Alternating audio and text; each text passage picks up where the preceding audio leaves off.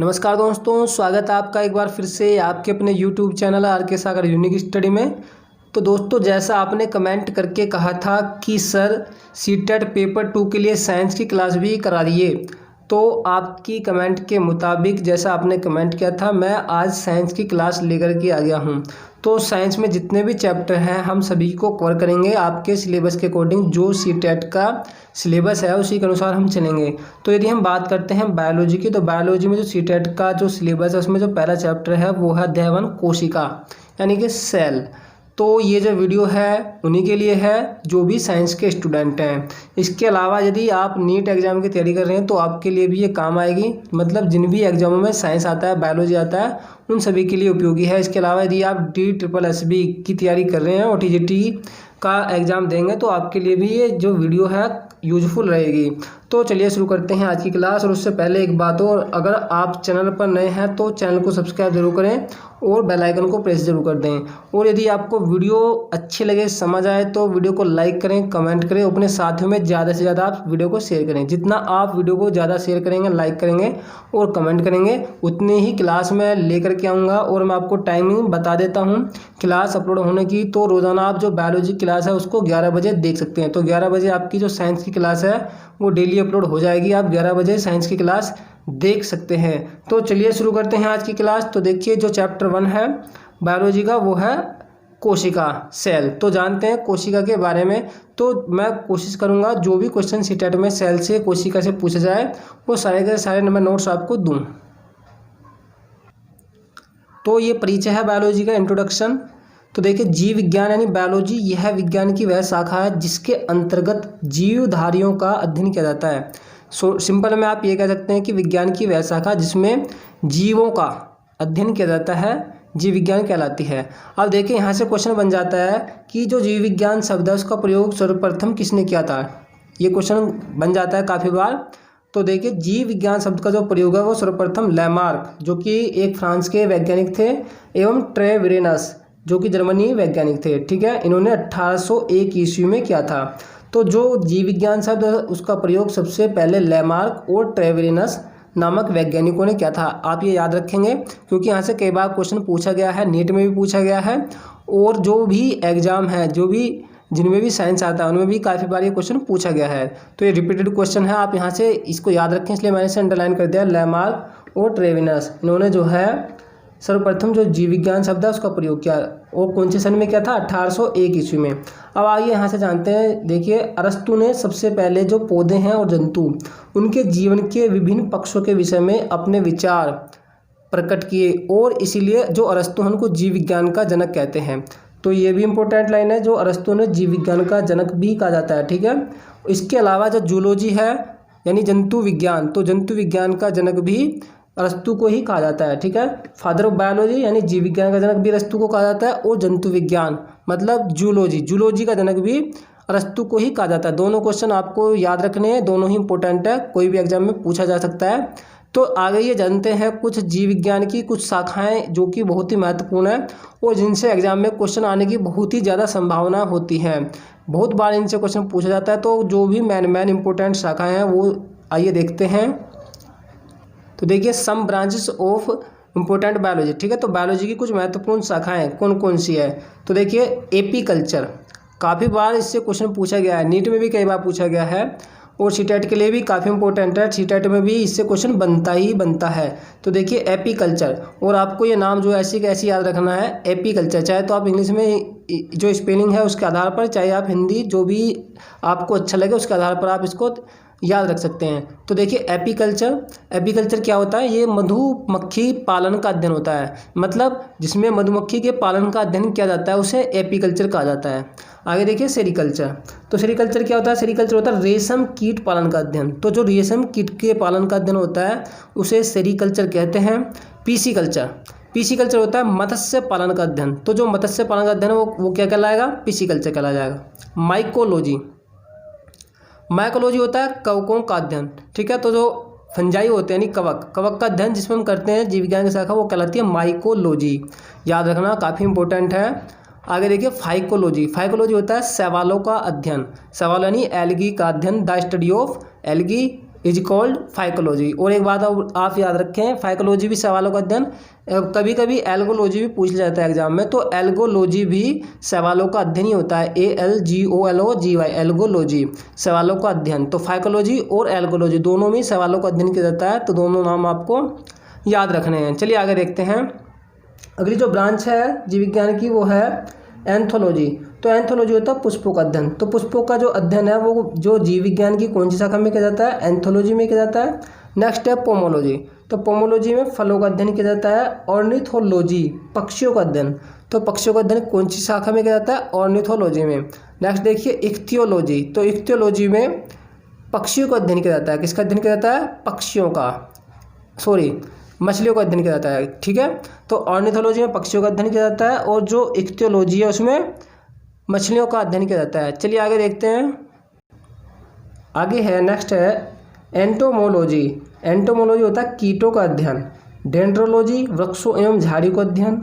ओफियोलॉजी सर्पों यानी स्नेक्स का अध्ययन। सोरोलॉजी होता है छिपकलियों का अध्ययन। और सिल्वीकल्चर होता है जो काष्ठी पेड़ होते हैं उनके संवर्धन का अध्ययन। तो देखिए ये थी कुछ शाखाएं जीव विज्ञान की इंपॉर्टेंट शाखाएं जिनसे ज़्यादातर सीटेट एग्जाम में क्वेश्चन पूछे जाते हैं। तो आइए देखते हैं कोशिका सेल के बारे में डिटेल में आप जानते हैं।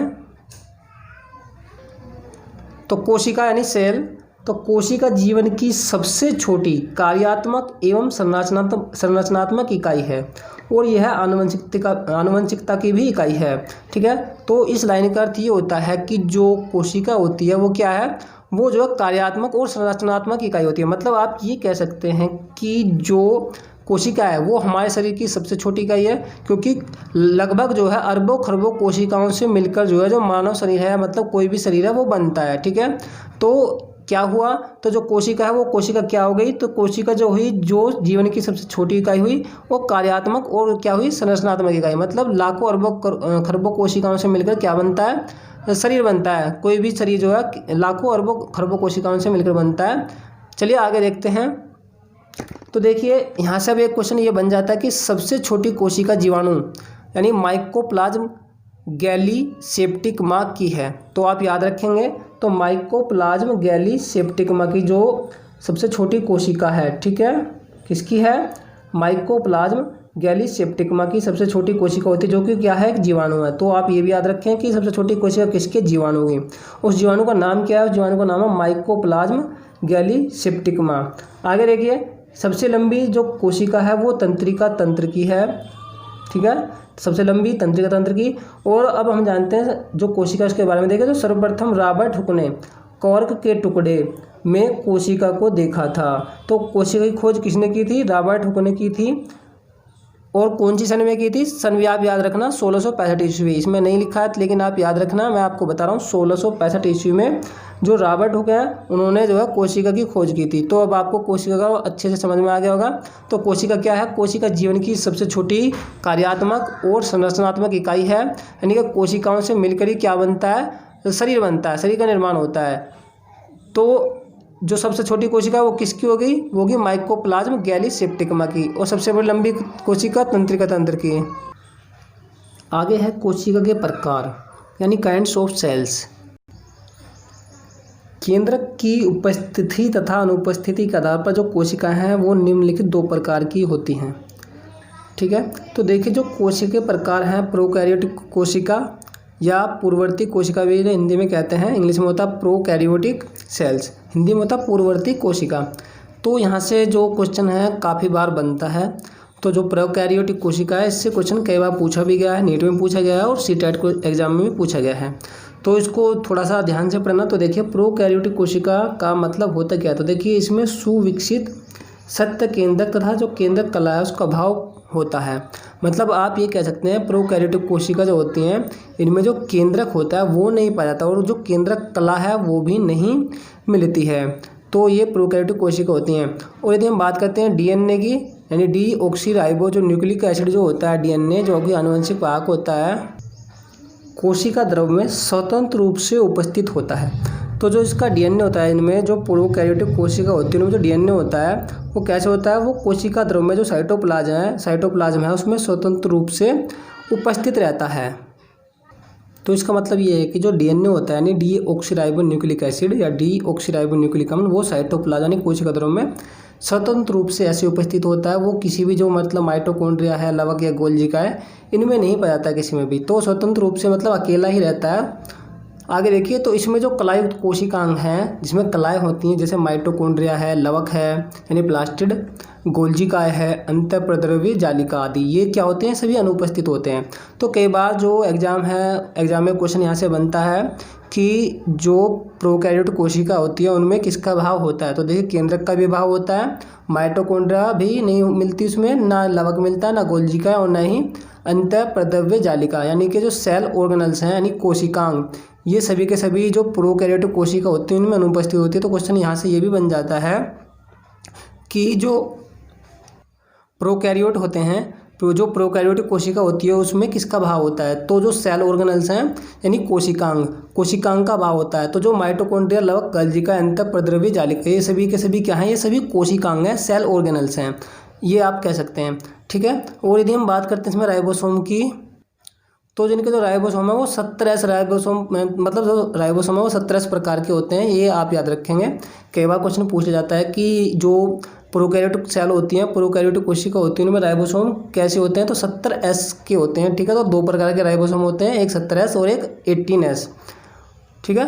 और उदाहरण के लिए हम बात करते हैं, जो प्रोकैरियोटिक सेल है वो किस किस की होती है प्रोकैरियोटिक कोशिका, तो जीवाणु यानी बैक्टीरिया, और जो नीली हरी शैवाल होती है यानी कि ब्लू ग्रीन एल्गी जो होती है, ये कैसी होती हैं, ये सभी के सभी इनकी जो कोशिका है वो प्रोकैरियोटिक सेल होती है। ठीक है। नीली हरी शैवाल का मतलब होता है जैसे मतलब नोस्टोक हो गया, एनोबिना हो गया, ये दोनों के दोनों ये सब ये क्या है, ये नीली हरी शैवाल के एग्जाम्पल हैं। तो आपको समझ आ गया होगा कि जो प्रोकैरियोटिक सेल है वो क्या होती है। तो मैंने आपको बताया था कि जो प्रोकैरियोटिक सेल होती है, इससे सीटेट में चाहे कोई भी एग्जाम हो उसमें क्वेश्चन बनने की बहुत ज़्यादा संभावना होती है। और कैसा क्वेश्चन बन सकता है मैंने आपको बता दिया है। आगे जानते हैं यूकैरियोटिक कोशिका। तो यूकैरियोटिक सेल क्या है, तो देखिए इसमें सत्य केंद्रक पाया जाता है। तो यूकैरियोटिक कोशिका में जो केंद्रक है वो मिलता है। यदि हम बात करते हैं डीएनए की, तो जो डीएनए है जिसमें जो है डीएनए उपस्थित होता है, मतलब जो केंद्रक है, केंद्रक में क्या होता है, डीएनए उपस्थित होता है, तथा जो केंद्रक है, केंद्रक कला एवं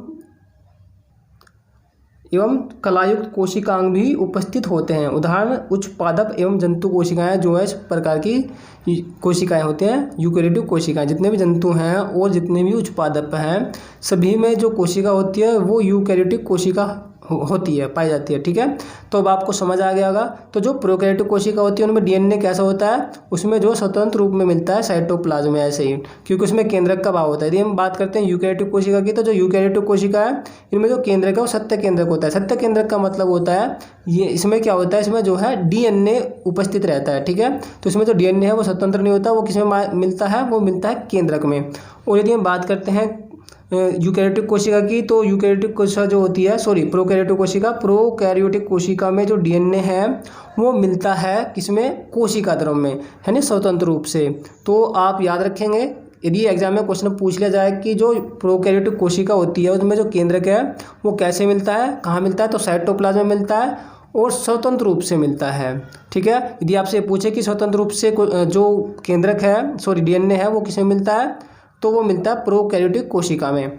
तो यूकैरियोटिक कोशिका और प्रोकैरियोटिक कोशिका आपको समझ आ गया। तो जितने भी कोशिकांग हैं यानी माइटोकॉन्ड्रिया, लवक, गोल्जिका, अंतःप्रद्रव्य जालिका, ये सभी यूकैरियोटिक कोशिका में पाए जाते हैं। और इसमें जो राइबोसोम होता है वो 18S प्रकार का होता है, आप ये भी याद रखेंगे। ठीक है। अब जानते हैं जंतु और पादप कोशिका में अंतर क्या है। तो देखिए जंतु और पादप कोशिका में अंतर, तो देखिए ये जंतु कोशिका, पादप कोशिका। तो यदि हम बात करते हैं पहले अंतर की, तो जो जंतु कोशिका होती है उसमें जो कोशिका भित्ति है वो अनुपस्थित होती है। ठीक है। तो जंतु कोशिका में कोशिका भित्ति यानी सेल वॉल वो एब्सेंट होते हैं, अनुपस्थित होती हैं, लेकिन जो कोशिका है वो एक प्लाज्मा कला के द्वारा घिरी रहती है। यदि हम बात करते हैं पादप कोशिका की, तो जो पादप कोशिका है, पादप कोशिका में कोशिका भित्ति उपस्थित होती है, यानी सेल वॉल इनमें क्या मिलता है, उपस्थित होता है, प्रेजेंट होता है। अब यहाँ पर देखिए दूसरा अंतर जो है, जो तारक काय है वो उपस्थित होता है, यानी सेंट्रोसोम वो उपस्थित होता है। वो सेंट्रोसोम क्या होता है, तारक काय क्या होता है, कोशिका भित्ति क्या होती है, हम इससे नेक्स्ट जो पार्ट है उसमें जानेंगे। और यदि हम बात करें पादप कोशिका की, तो इसमें जो तारक काय है वो अनुपस्थित होता है, अब जंतु कोशिका में देखिए जो लवक हैं वो अनुपस्थित होते हैं। लवक जैसे मतलब हरित लवक हो गया, वर्णीय लवक हो गया, अवर्णीय लवक हो गया, मतलब जो रंग देते हैं पौधों में, जैसे टमाटर का जो रंग होता है लाल वो क्यों होता है, तो वर्णीय लवक के कारण होता है। यदि हम बात करते हैं पत्तियों का रंग हरा होता है तो वो हरित लवक या क्लोरोफिल के कारण होता है। ठीक है, तो ये जो लवक हैं ये जंतु कोशिका में अनुपस्थित होते हैं, सिर्फ प्लांट्स में उपस्थित होते हैं। तो जो पादप कोशिका यानी प्लांट्स है उसमें लवक क्या होंगे, उपस्थित होते हैं। तो यदि हम बात करते हैं रिक्तिकाएँ की, तो जो रिक्तिकाएँ हैं वैक्यूल्स यानी वो अनुपस्थित होती है जंतु कोशिका में या बहुत छोटी होती है। यदि हम बात करते हैं पादप कोशिका की, तो पादप कोशिका में परिपक्व जो पादप है उसमें कोशिका में एक जो है बड़ी केंद्रीय रिक्तिका होती है। और नेक्स्ट अंतर देखिए, नेक्स्ट अंतर है लाइसोसोम अधिक संख्या में उपस्थित होते हैं। ठीक है, और लाइसोसोम से यहाँ से क्वेश्चन बन जाता है कि जो आत्मघाती के थैली है वो किसे कहा जाता है, तो लाइसोसोम को आत्मघाती का थैली कहा जाता है। इसके अलावा हम डिटेल में भी जानेंगे कि लाइसोसोम होता क्या है, क्योंकि ये कोशिकांग जो होते हैं सेल ऑर्गेनल्स उनका ही एक टाइप है। तो सेल ऑर्गेनल्स मैं नेक्स्ट आपको क्लास में कराऊंगा। अब इसमें देखिए जो पादप कोशिका है, पादप कोशिका में जो लाइसोसोम है वो संख्या में क्या होता है, वो कम होते हैं। ठीक है, तो ये थी एक पहला पार्ट जीव विज्ञान की कोशिका का। ठीक है, अब मैं सेकंड जो पार्ट है वो लेकर के आऊँगा इससे नेक्स्ट क्लास में। तो आपको क्या करना है, आपको इस वीडियो को ज़्यादा से ज़्यादा अपने साथियों में शेयर करना है और आपको कमेंट करके बताना है कि आपको हमारी क्लास कैसी लगी। तो मिलता हूँ मैं आपको एक और नई वीडियो के साथ, तब तक के लिए नमस्कार, जय हिंद, जय भारत।